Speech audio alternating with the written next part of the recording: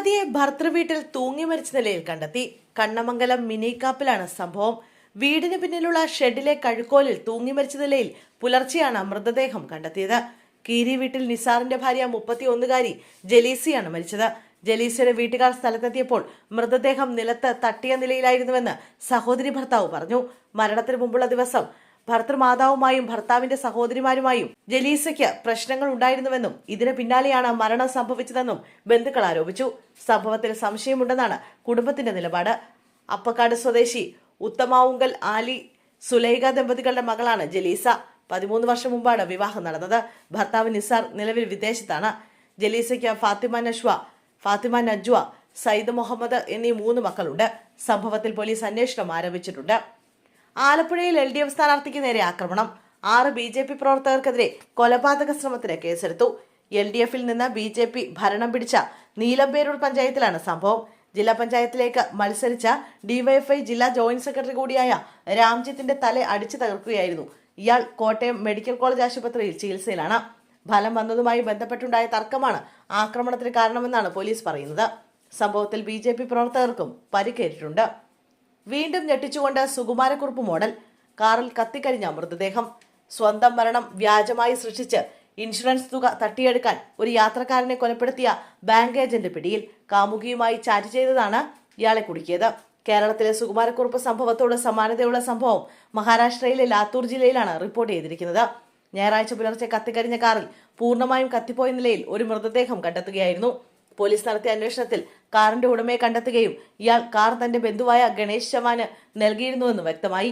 Bank recovery ഏജന്റായ ഗണേഷിനെ ബന്ധപ്പെടാൻ ശ്രമിച്ചപ്പോൾ ഇയാൾ വീട്ടിൽ തിരിച്ചെത്തിയിട്ടില്ലെന്നും ഫോൺ സ്വിച്ച് ഓഫ് ആണെന്നും വീട്ടുകാർ അറിയിച്ചു.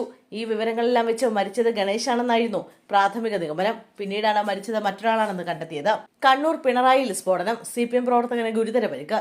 പിണറായി വെണ്ടുട്ടായി കനാൽക്കരയിലാണ് സ്ഫോടനമുണ്ടായത്. സ്ഫോടനത്തിൽ CPM പ്രവർത്തകൻ വിപിൻ രാജിന്റെ കൈപ്പത്തി അറ്റുപോയി. ഓലപ്പടക്കം പൊട്ടിയതാണ് എന്നാണ് വിപിന്റെ മൊഴി. എന്നാൽ ബോംബാണ് പൊട്ടിയെന്ന സംശയത്തിലാണ് പോലീസ്.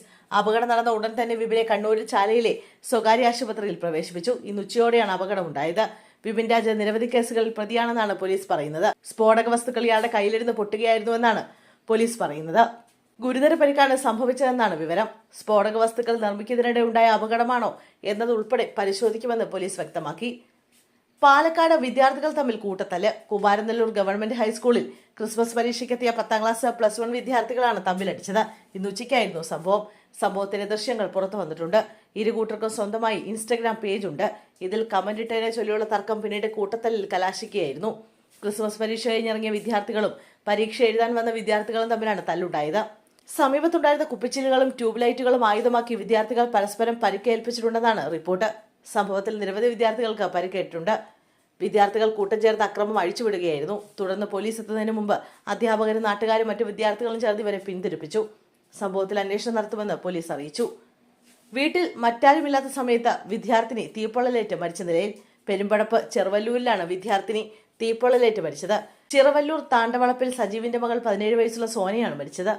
പൂക്കാരത്തറ ദാറുൽ ഹിദായ സ്കൂൾ +2 വിദ്യാർത്ഥിനിയാണ്. തീപ്പൊള്ളലേറ്റ നിലയിൽ ചങ്ങരംകുളത്ത് സ്വകാര്യ ആശുപത്രിയിലും പിന്നീട് തൃശൂർ മെഡിക്കൽ കോളേജ് ആശുപത്രിയിൽ എത്തിച്ചെങ്കിലും രക്ഷിക്കാനായില്ല. മാതാപിതാക്കളും സഹോദരങ്ങളും പുറത്തുപോയ സമയത്താണ് സംഭവം. വീട്ടിലെ മുകളിലെ നിലയിലെ മുറിയിൽ വെച്ചാണ് സോനയ്ക്ക് പൊള്ളലേറ്റത്. ബഹളം കെട്ടെത്തിയ നാട്ടുകാരും ബന്ധുക്കളും ചേർന്നാണ് സോനയെ ആശുപത്രിയിൽ എത്തിച്ചത്. പെരുമ്പടപ്പ് പോലീസ് സ്ഥലത്തെത്തി സംഭവത്തിൽ അന്വേഷണം ആരംഭിച്ചിട്ടുണ്ട്. ആത്മഹത്യയെന്നാണ് പ്രാഥമിക വിലയിരുത്തൽ.